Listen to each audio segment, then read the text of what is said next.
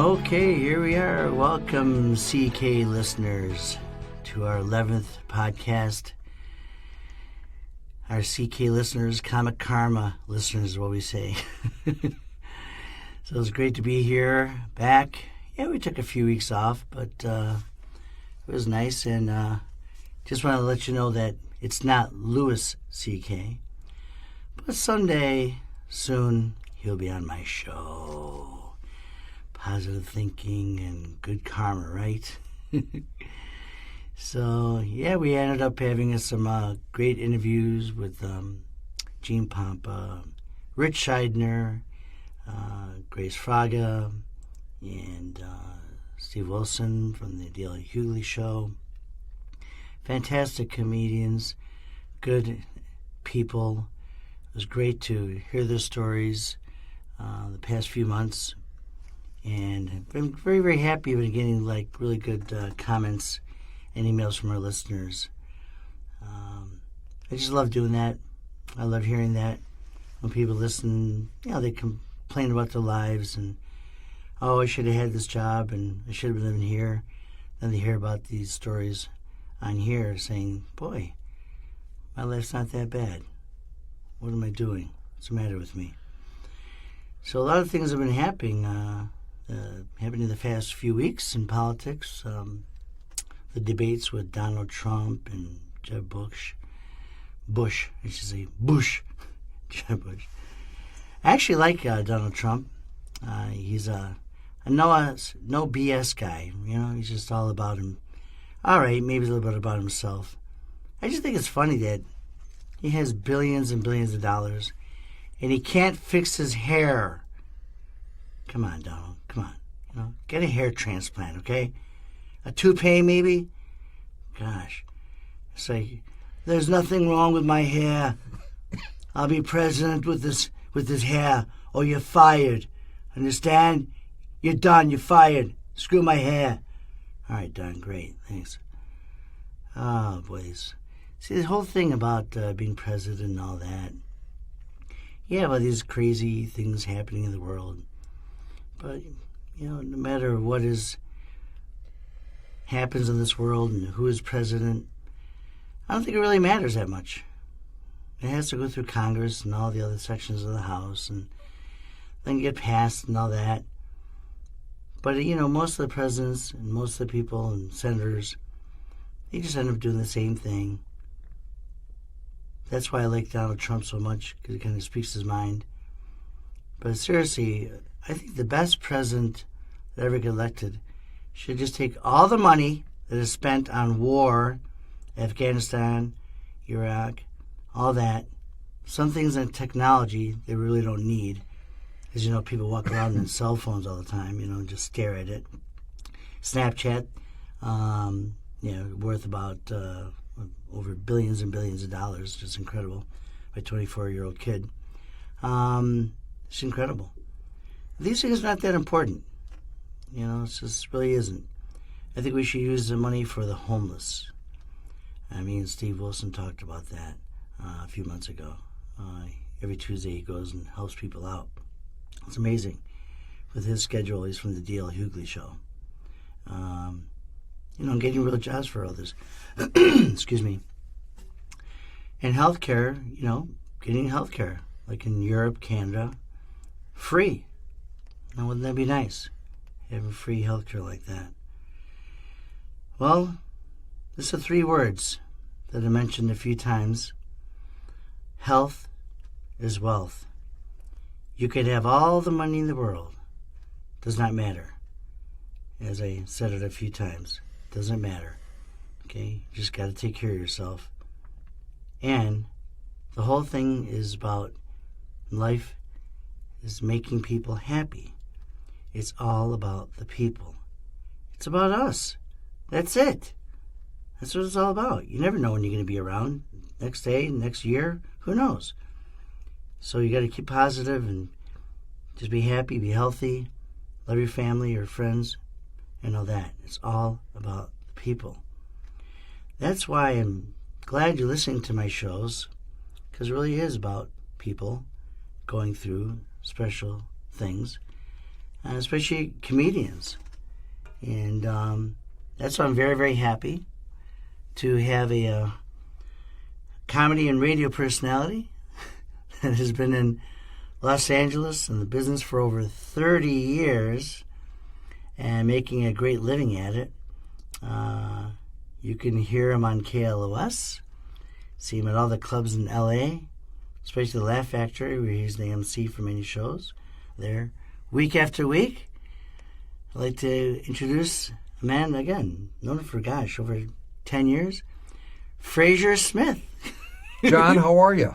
I'm doing good, Frazier. How you doing? I'm good. Good to see you. Yeah, good to see you, too. It is so cool that you're here.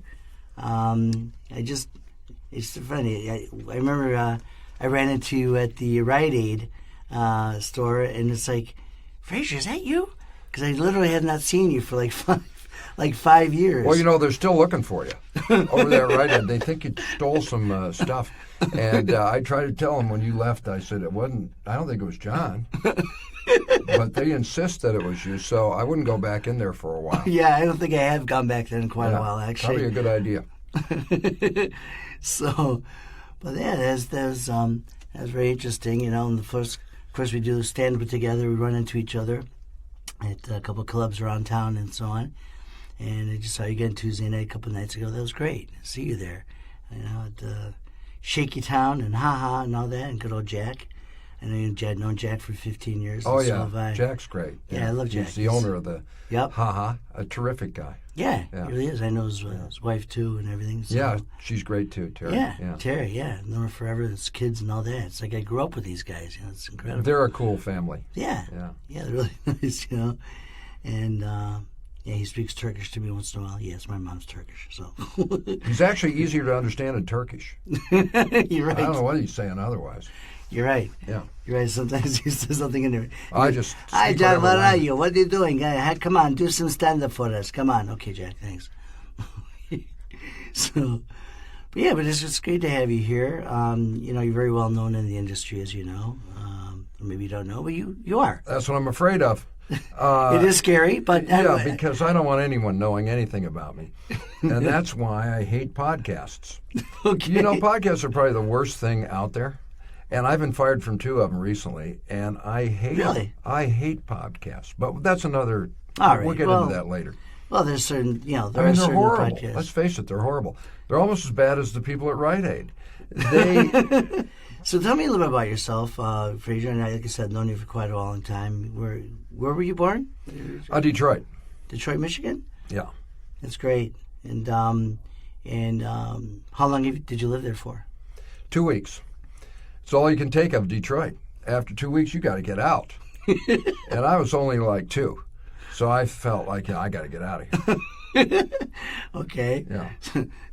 So basically 2 years. Yeah. And then I think you moved to, where did you end up moving to? I moved to Windsor, which is right across the border. Okay. And I lived there for 2 weeks. And then that was bad, too, so I got out of there. Thank God. That's pretty fast for you. Yeah, I can't hang. I can't hang. Not really. Seriously, you probably lived there about 5-10 years? Oh, like a long time. Long time, yeah. Hey, listen, I'm from Rochester, New York, man. Lived there, from like 1965 to like 88, so we're talking 25 years. So I know what it's like. That's a long time to be in Rochester. Yes, it is. Now, my favorite guy is Rochester from the old Jack Benny show. Oh, yeah. Oh, Rochester. Oh, Rochester. How you doing, boys? That guy was great. Yes, I know. It was funny. I saw you in a movie, by the way. It was the Jersey Boys movie. You were playing a mobster. Yes. Good job, John. I noticed you right away. You did a terrific job. Thank you very much. Yeah. Yes, I very talked about good. that. Very good. And it's great to hear about that when I actually go up to people.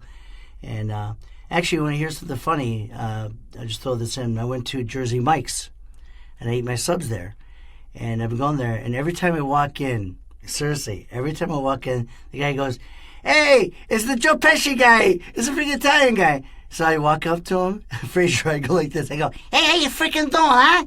Yeah, I want a freaking sub. Come on. Give me anything. Meatball, a freaking steak, anything. They started laughing.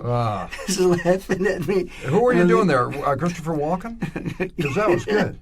No, you're in the movie with Christopher Walken, though. And I think you stole the scene with him. Because, I mean, as great as he is, you totally stole the scene from him. And you didn't even have any dialogue. So it's pretty amazing, John. Well, thank you. Yeah. It memorable. Even the guys at Jersey Mike's know about it. So exactly. Well, that's the whole thing. You can get a free sub anytime you want. I think it's great. They start laughing every time they do it. And by the way, all the guys at Jersey Mike's, too, because I've interviewed most of them, hate podcasts. All those guys. They won't do a podcast. And neither will Joe Pesci. I was talking to him about it the other day. Right. Yeah, he says, no way, dude. He goes, if someone wants me to do a podcast, he says, I might have to kill him. And I go, wait, relax, just calm down. He goes, no, I just hate podcasts. That's what Joe said. I don't know. Yeah, Christopher Walken, no, I'm not going to do a podcast either. He hates them, too. If Frazier doesn't like it, I don't like it. Damn. Yeah. Come on. You're good with these impressions, man. Isn't he? He's good. Yeah, you're good. That's what he do. A good actor, too, man. You look good in that movie. Yeah, thank you very much. Yeah. I didn't expect it. I didn't even actually think I was going to be in that movie until I saw it. I didn't think you'd win seriously, 8 months later. It's like an Oscar. And the national commercial for it. I didn't know you were going to win an Oscar for it, but I was pretty impressed when I saw you up there. I was like, wow. An Oscar, I go, right? How did he win an Oscar? He had no lines, but you were so good that they had to give it to you. Yeah, it's in my bathroom. Yeah. It's a fake Oscar I bought for $5. Yeah, in Hollywood Boulevard. Not bad. So I heard that you were raised in San Francisco. What? No. I'm from Detroit. No, but you moved to San Francisco. No, I've never been in San Francisco. Well, I've been there, but I've never. No. Oh, okay. So how did you end up in San Francisco? Because I never have wound up there. Oh. Okay. But we can say that I was if you want for this interview. Where San Francisco, love it. Born there. No, where it says where were you? So where you were raised in Detroit most of the time? Yep. Okay. Except when I left, I was only there for, like I say, a couple of weeks. But that's where I was basically raised, Detroit. Okay. Yeah. Okay. Now, some of the comedians I talked to before, they told me about their parents and stuff. Were your parents were they funny? Were they into? Well, what did your mom and dad do? Basically, moose hunters. Moose hunters. Yeah, that's what mom and dad did. Okay, so they made living going out to. Oh my God, you're crazy! Yeah, they were. Yeah. And I tried to tell them it was politically incorrect, but this was before political incorrectness, so they didn't know what I was talking about. All right. No, okay, so obviously they weren't moose hunters, but... no, when you started doing stand-up comedy... When you started doing stand-up comedy, I mentioned it many times that I got started around 23 years old in Rochester, New York. But...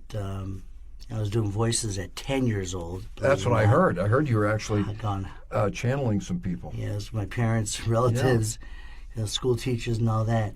They appreciated it, too, I think, those school teachers, when you mocked them. Exactly. Right, John? Come on. That'll get you a good grade. It's quite true. Yeah. Now, seriously, what got you into stand-up comedy? Like, you just felt like you were funny one day? No, I never thought it was funny. I always thought, well, I'm not very funny. Maybe I should go into comedy. Because I thought, they always say opposites attract, and I thought, you're not funny, but maybe you could go into comedy. Okay. It might be a good job. Okay, just because you're not for funny. a guy who's not that funny. Yeah. I've heard that before. Yeah.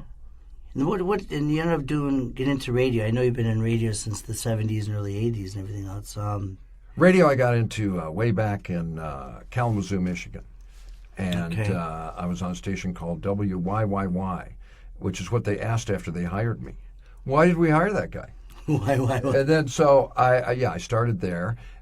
Went to Detroit, worked in Detroit, came out here, worked on K-Rock. Right. Worked on KLOS, worked on KMET, the legendary KMET. Right, that's right, KMET. Worked on KLSX, which is no longer with us, but it was a good station.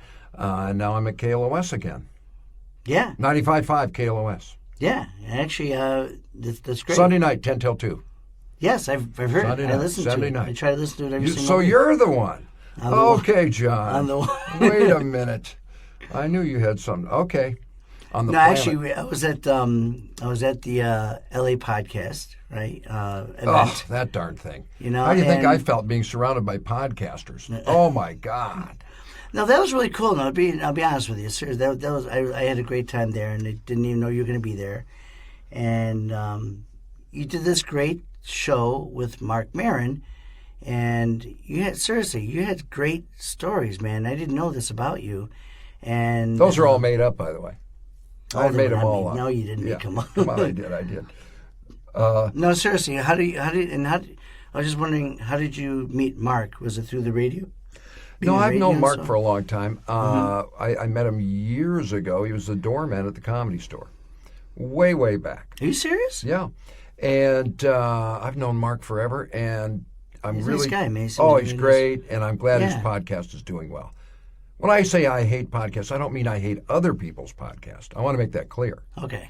I like other people's podcasts. I didn't like what happened with me in the podcasting world. Okay. Well, You know, you're talking about I'm a radio professional podcast for business. 40 years, okay? And the other guy that was on the show with me, Jim Ladd, is also That's right, Jim a Ladd. 45-year Yeah, that was great. radio veteran. Uh-huh. And it's probably something in our DNA. The old school radio guys just don't like podcasts, okay? Right. But we did have fun on Mark's. It was great. We Frazier, did have a seriously. but you know why? I loved Because it, I man. got loved to it. I got to say what it is from our standpoint. You know? Right. I think that's why Mark had us on. Yes. You know, to be able to say, look, we hate podcasting because we're radio professionals. We don't go for that. But Mm-hmm. I'm glad other people are doing it. I'm glad Mark's doing it. It's working great for him. Yeah. Turned his whole career back on, and he's taken off. He had the president on his podcast. I know. Can you imagine that? And it was good for us, too. I mean, I'll be honest about that. It was good to go on there Yes. and get that kind of exposure. Uh-huh. It was fun to be able to tell those old radio stories. But honestly, me and Jim both are anti-podcast. But I think that's why Mark had us on, because we are a counterpoint to what he's doing. Right. See, he's aware of that. He also put us on his television show. It basically the same, that's right. That's same, right, you were on same his kind show. of characters, you know, of us being old school radio guys who don't like podcasts. So we were Okay. on, you know, that bitterness really came across on screen, I thought. And that's what I'm out to really, my idea is let's get that bitterness out there. Right. Come Right. on. So how was it to work on the show? Unfortunately, I missed it, but I'm I gonna, loved it. It was terrific. It was very well done. Yeah. He's got a great show, and Maron's a terrific guy, very smart, you know, and we had a good time on there. And he was smart enough to pick up on that concept of radio people versus podcasts. So, Right. you know, that I thought that was cool. right. Can you share that story that you talked about being from the good old days of radio in the 70s and 80s, the one that you did with Mark? If you could share that with us. what you Which talked one? I about. don't even know which one. You were talking about, and Jim Ladd was talking about how he met these great people from. They would come into the radio station. I forgot who the band was. But do you remember the stories you're talking about? Can't remember them because I made them all up. But I think you might be talking about Van Halen. I mean, Yes. All That's of the us one. radio guys had those kind of That's the one, experiences. Van Halen. That was great. Well, back in those days, we all had those experiences Mm-hmm. of young bands coming up to us trying to get on the air. And back then, you could actually do something about it. It's harder to do now Right. because it's very political, and there's playlists that are, hard to get around. So Right. back then, you had a little bit of leeway to occasionally break a band, and you had to kind of even then cheat a little bit so your bosses wouldn't, All right. fire you. But you could occasionally slip something in there. It was just a little bit looser back in those days. Right. And, so all of the radio DJs were able to help bands out. I don't want to go and say I discovered them. That's not true. But I did play them very early on, Right. maybe let's say when nobody else was playing them. And that's because you could occasionally, if you found a song you liked, kind of slip it in there. And I was able to do that for Van Halen and a couple other bands, and Jim Ladd did it for a lot of bands. And back in the day at KMET, we were all able to do that a little bit, Right. before the playlisting got so airtight that you couldn't get anybody on. Right. Yeah. Yeah, that's one of the best albums I've ever heard, ever. The first one is Van Halen, Running with the Devil, and all those great songs that are on there. Yeah, great album. Fantastic. But there's a lot of bands like that who in that era were doing what all bands do, playing little clubs, playing backyard parties, playing everywhere you can. And then, at that point, we could occasionally put a record on and give them a little boost. Right. Yeah, I know they started in the Troubadour and a few other small places. Yeah, sure. All bands do, And there's no band, it's like, that starts at the top. They all have to do that circuit. Right. And that's what they were doing. That's what all those bands were doing. Right. Yeah, that was amazing. That was an amazing story. What was it like to meet David Lee Roth? Great guy. Yeah? Great guy. Now, here's something interesting. This is Thursday. On Sunday, 3 days from now, I'm seeing Van Halen at the Hollywood Bowl. Well, guess who's going to be opening for him? You. No, Perry Kurtz. Now, Perry Kurtz is going to be there, and he was. The band said, "Look, we got to get somebody good. Who can we get?" And everyone. Why don't you open for him? No, I think it's better to have Perry. The town really knows him and loves him, and I think that's key. So yeah, I was going to say that do you have another story about working that back in the 70s and 80s? I know you mentioned Van Halen. You also mentioned Well, I don't know. I mean, I don't know if I have any specific stories. What's one of your favorite stories that you could share with that? I really don't have any. It's an era I'd rather forget. Well, that's a great... No, but come on. I love the older songs and groups back then. Are you kidding me? The Pretenders, Genesis, Yes. Discovered them all. Discovered them all. And I was the first to play all of them. I believe it. I was. I believe it. Discovered them all. And did you ever have a chance to meet Springsteen? Or play Springsteen when you started off? Never played him on my show. No, I'm kidding. Of course, I played a million times. Yeah, he's great. I met him about 7-8 years ago, and he was really the nicest guy. No, when I met him, he goes, "Do you know Johnny's that guy from the Jersey Sub yeah. commercial?" That's right. Jersey Boys and Jersey Mikes. Exactly. Yeah. The great thing about Bruce is that every time he sings, he sounds, Frazier, like he has to go to the bathroom really bad. I think that is a good point. Are dancing in the dark. Oh, man, I gotta go. Oh, man. Born in the USA. Oh, gotta go to the bathroom again. Hey, Frazier, leave me alone. Good impression. That was good. So yeah, those are pretty cool. Pretty cool. So do you have like one more other quick story that you? I really don't. I would just say that a lot of times. What's your whole take on, back in the 70s and 80s, and as opposed to now, like you said? Well, I think I explained that is that you had a little more leeway. Mm-hmm. So when a band would give you, or somebody would see you out in public and give you back then it was cassettes.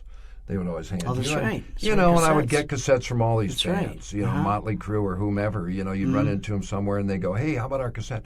And they weren't big back then. So, you could take it back. And I remember playing a couple of those bands. I played Motley Crue really early. I don't know if I was the first one, but, really? Pretty early before a lot of other people were. That's and, basically based off of cassettes and stuff that people would give you. Mm-hmm. And,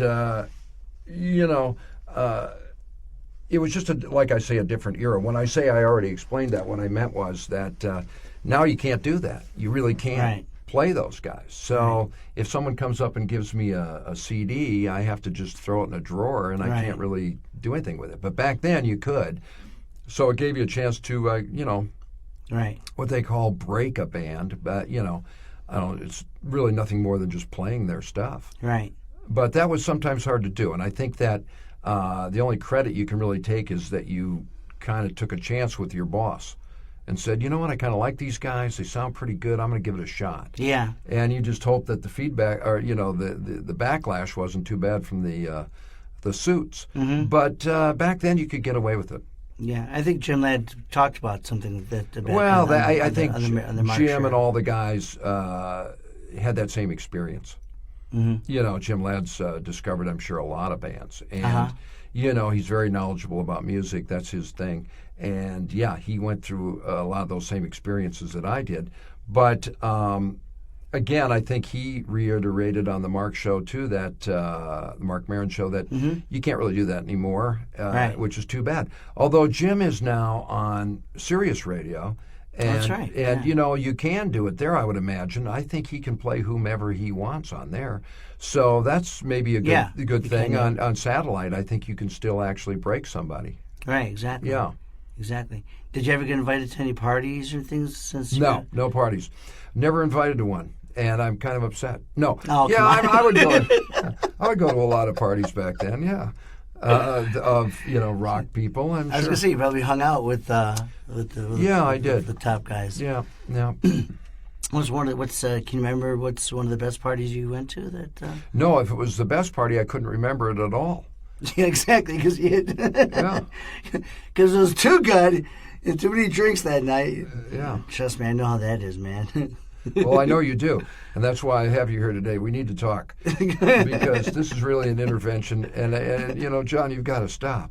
I mean, even the guys at Jersey Mike's are talking. They're like, well, "What's wrong with this guy? He's completely hammered every time he comes in."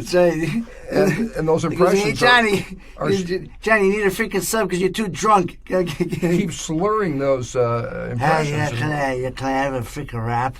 Yeah, exactly. Oh man. That's funny. Yeah, I'm laughing a lot here, aren't I? Oh my God, John, cut it out. Oh gosh, so that is pretty cool. That's pretty cool. Yeah. Like I told you, Frazier, that you had a pretty. I think you've had a pretty amazing life. I really do.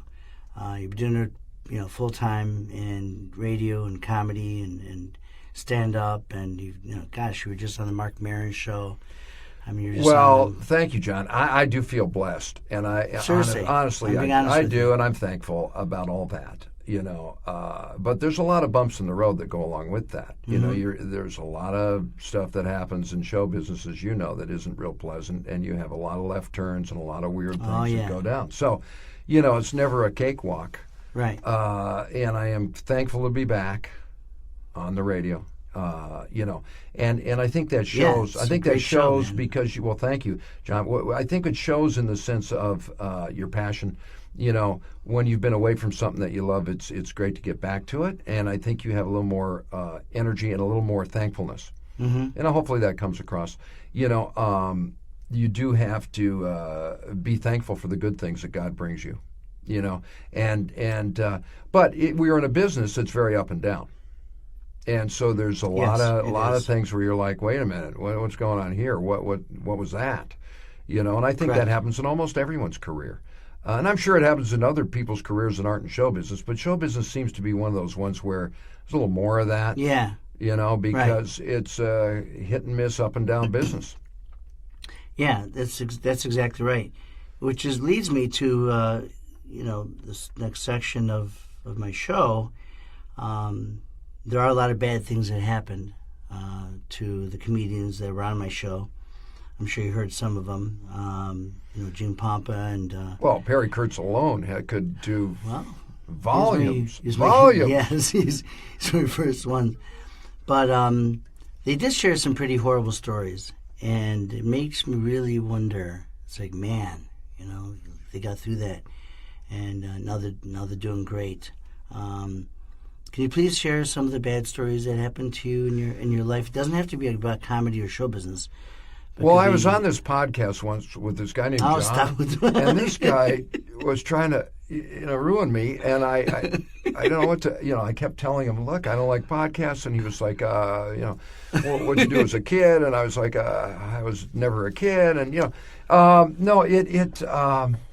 the bad stories. Yeah, seriously, I'll be honest with you, because people listen to my show, and I just had a lot of run-ins with bosses. is what happened to me because, I was kind of pre-Howard Stern, a little bit before Howard. Oh, and okay. maybe the same time as Howard was coming up. I was probably, same time. But the bosses back then, and you can get it from the Stern movie. I love the Stern movie. Oh, yeah. Because he shows what it's really like with those bosses. That guy Pig Vomit and those kind of guys. I must have had, 20 Pig Vomits that I worked for. You wind up working for bosses that are weird for whatever reason, and not all of them. A lot of them are great. I've worked with some great bosses too, and I was very fortunate. But I also worked with a bunch that I don't know what the deal was. If they were jealous, if they were just worried about me as kind of a loose cannon because I was kind of an early version of Stern. Saying something or doing something that might get their job in jeopardy. I don't know what their motivation was, really. But so this was before Stern, basically. Well, around that same time, probably. But what I'm getting at in general is just that you had uptight bosses. And the uptight bosses didn't always go for a maverick like me. And as you can see in the Howard Stern movie, they didn't go for a maverick like him either at first, Right. So you kind of just muddle your way through. I got fired a lot, even when I was doing well. For whatever reason, I think when you're a maverick, you have to live with some of that. Right. You're going to get hammered on some things, and other things are going to go great. It also is what built, whatever career I have going was being a maverick. But you then have the other side of the coin, which is, a lot of times bosses just want more of a cookie-cutter presentation, and they don't really want somebody who's out there.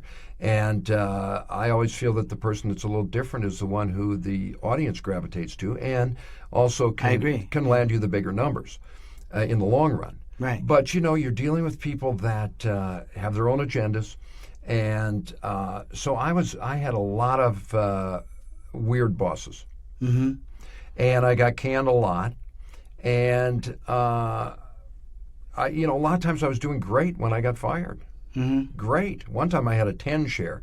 I did which is the highest you can get. Nobody ever gets that, ever. Right. I had it when I was doing a stand-up show live from Laugh Factory, broadcast on KLSX radio. Oh. And I got an unbelievable rating. Unbelievable. And we packed the Laugh Factory every week. We did a live stand-up show from there. Wow. It was a huge success. What year was that? That was like late 80s. Okay. And then I got fired from a show where I had the highest ratings I've ever seen for anybody. So it just made me go, wait a minute, Yeah. And excuse me. I've had to deal with a lot of that. So mixed in with all the good stuff, which I am very thankful for. Yes, absolutely. There's been a lot of that stuff. And that kind of stuff makes you slightly bitter. You try not to be, but let's face it, it annoys you. It impacts you in a lot of ways, economically and professionally, and you look bad around town. Although there is something about DJs being fired that is, in a way, also makes you look good, because it kind of, all the top guys have been through that. So you kind of puts you in that club a little bit. Right. There's an old saying: if you're not getting fired, you're not doing good. So you're really not doing your thing. And I'm sure one or two of those I was to blame. I want to make that clear too. I don't think it was always their fault. I'm sure I was young and didn't always. You probably just didn't know what you were doing. You just did something and then you thought it was going to be okay, but it wasn't. And I'm sure I crossed the line a couple times. Yeah. But I found myself. I'll tell you the one story I did tell on Marin that was where I had a boss that. Was always picking on me, and I used to park in his parking spot because he was the closest to the station, and I was usually running late on that morning show. So I would park there, and then I would run in and do the show, and then I'd move my car halfway through the show before he got there. Right. But one time I forgot, because I was in the middle of the show, and I got into the show, and I didn't move my car, and so he had me towed. Oh my gosh. While I'm on That's the right. air, he has me towed. Oh my So God. I told all my listeners, I was pretty big back then. I was like Howard Stern big, and I told everybody to flip him off. I go, if you see this guy, because he had these 2 hip license plates, which was my slogan. He went out and got license plates. He jumped me on the license plates and got my slogan on his license plate. So I said, if you see a guy driving a silver Cadillac with 2 hip plates, give him the finger. So he had everybody in the city flipping him off, because back then I had 1 million fans in this town. So he couldn't go anywhere without getting flipped off by everybody. And so finally he goes, dude, call off the dogs.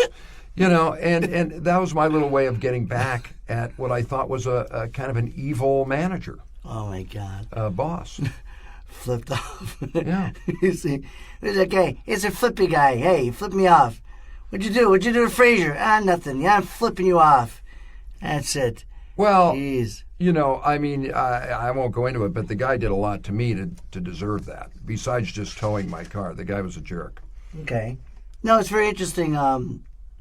Also, that you coined a phrase back with the World Series, too hip, gotta go while at KLOS. How did you come up with that? That's pretty cool. Well, it was I just basically stole it.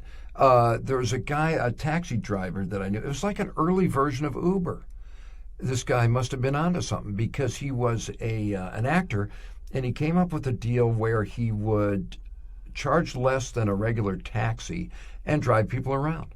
It was pre-Uber by 25 years. Oh, my God. You know, and when I first got to town, I had an old car that was always conking out on me, so I would call this guy for rides, and you pay him like a cabbie, but it's just like you do with Uber today.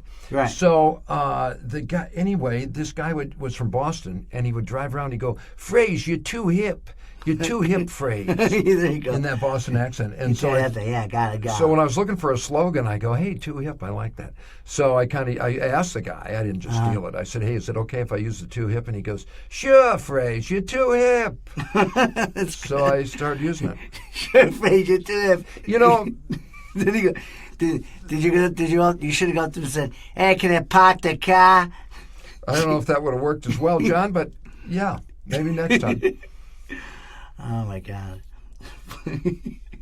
So, also, I know that that's bad things that happened to you during the industry, but if you don't mind just saying one story about like a personal bad thing that happened to you, health-wise, I just think mom, dad, brothers, being on this show. I think it was being on this show is really the worst thing that's probably ever happened to me. And I say that only because I love you, but it's just podcasts in general drive me so crazy that to be in a room for 45 minutes doing a podcast, it just makes me want to kill.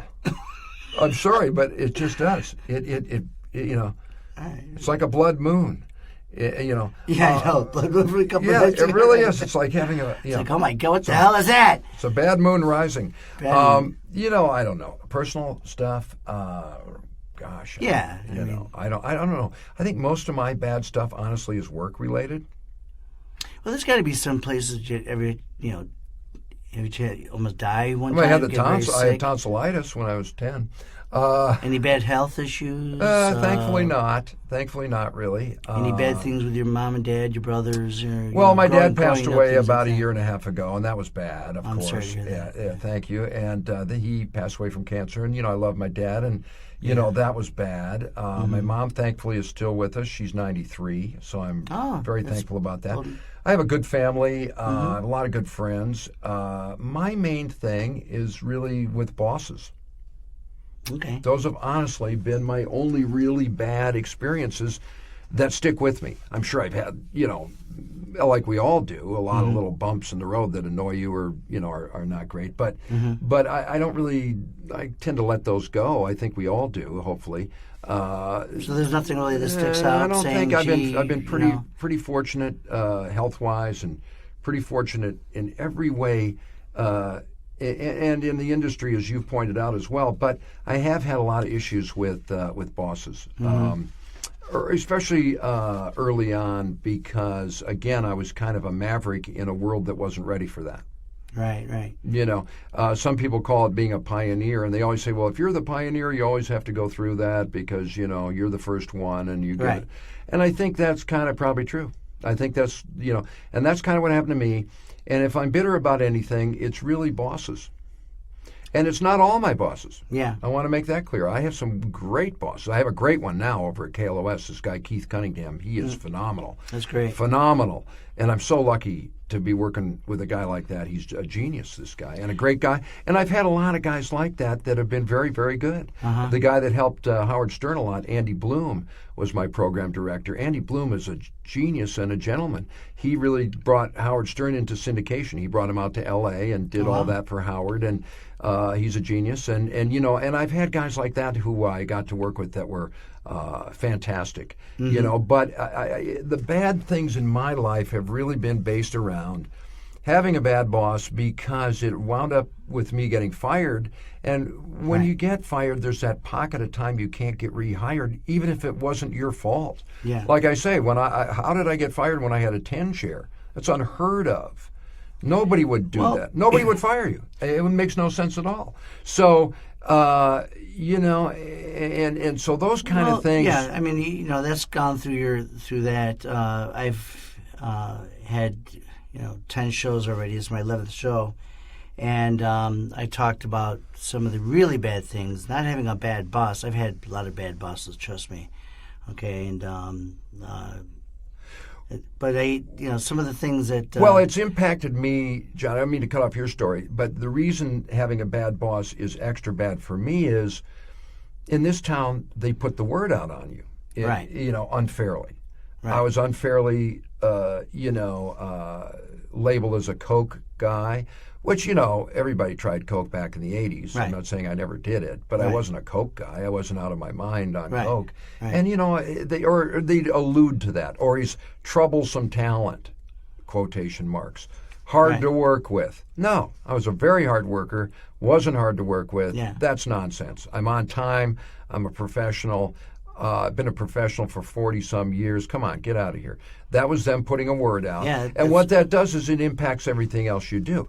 People start looking at you and see if you... I got in the newspaper. That was in the L.A. Times. Yeah. And, the headline was Frazier Smith, Coke whore. No, but they did. But there would be little things in the paper, little snide remarks by ex-bosses that then impact you all around the country because everyone thinks of you as being a bum. Right. They're like, oh, that guy. Oh, no wonder they fired him. Oh, and that's just wrong. Well, I was going to mention that, yes, we've all had bad bosses or bad things, but, Frazier, I'll be honest with you, it's, I've had stories where I almost died, and car almost exploded, and bad relationships, and I almost got run over as a kid one time, playing in the streets of my neighborhood, and these cars going fast. And I went to run after my soccer ball, and the guy just missed me.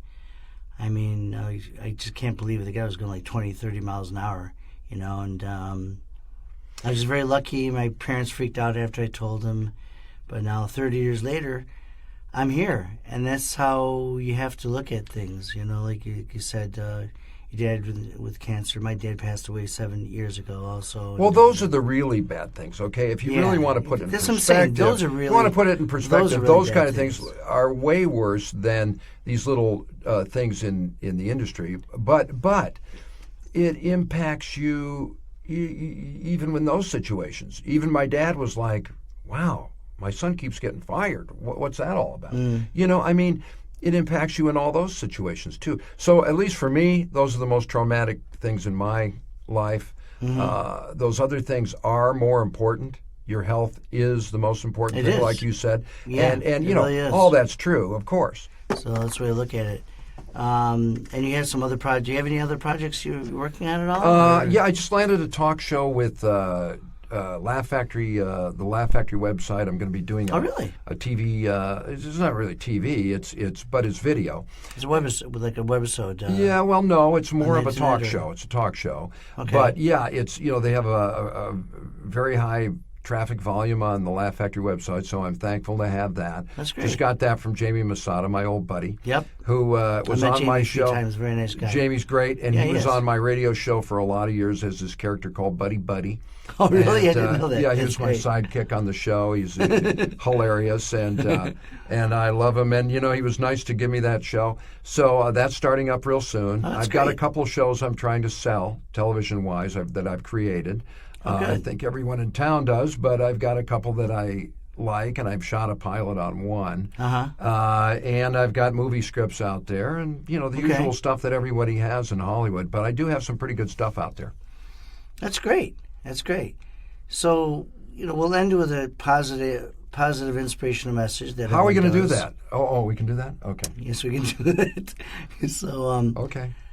you kind of gave a good positive message right there, but what can you say to our listeners about life and any inspirational message? Well, I guess the real true thing them? is perseverance. That's really the only thing I can think of. Yep. Because even if you believe in God, which I certainly do, I do too. You still have to wait for God sometimes to kick it in, because it's all in His timing.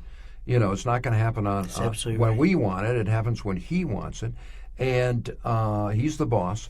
And I think if you wait and you are patient and if you persist, God will eventually give you your season. He will give you your due.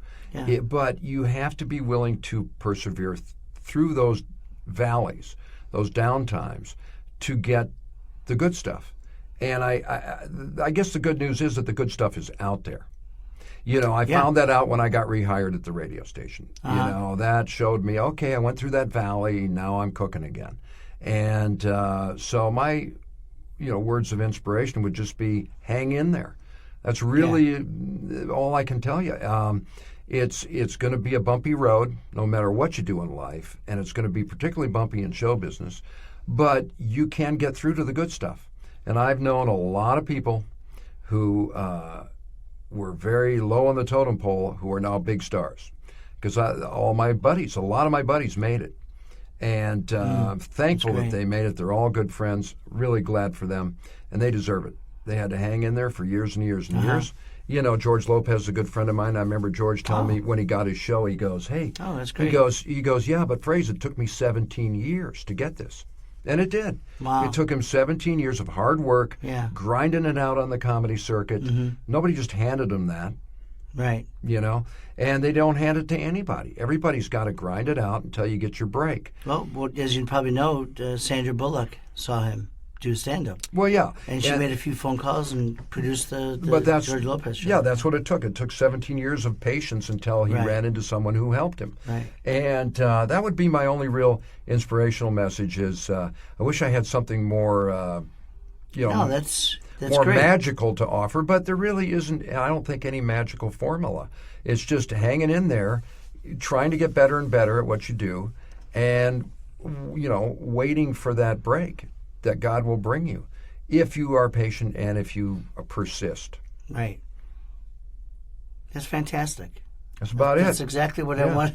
Frazier, what you just said was fantastic. I'm a very religious, inspirational person myself, spiritual person myself.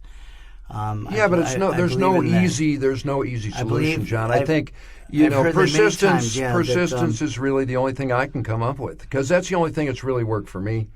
By hanging in there, then God comes to your rescue eventually. And exactly. And that's basically what I think happens. So hang in there is my only real advice. No, I agree. And, God helps people who help themselves. I think that's true, thing. Yeah. You can't just sit back. I mean... No, you have to go for it and keep going for it and keep going for it. it. And I guess the only thing is to learn how to let the bitterness fall off.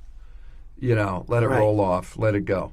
It's easy to say let it go. You're right, exactly. But it's really hard to positive. do it.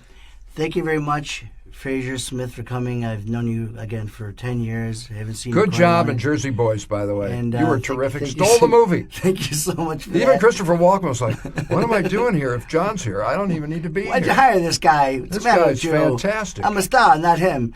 So... No, thank you very much, Frazier, for coming. I really appreciate it. My that pleasure. Was a great thing that you said at the very end. Yeah, the whole rest of the thing was pretty bad, but that ending was good. The ending was great. Yeah. I made it work at the end. So I appreciate it coming. Listeners, thank you so much for listening again. You darn listeners, cut it out. And hope to see you. Of course, we have some great comedians coming up next week. Wow. And we'll always remember these 4 words: to listen, laugh, learn, and live. Do those all start with L? Yes, they do. Oh, okay. So thank you I'm very not much. real good with spelling. I don't know. Again, it's Jon Pirincci, your host. CK. That's Jon, by the way. Exactly. As bad as I am with spelling, I know that. He knows that. Comics Karma. Thank you very much for coming again, and follow your dreams, and listen to what Frazier just said and what I just said. God bless you. Good night. Good night.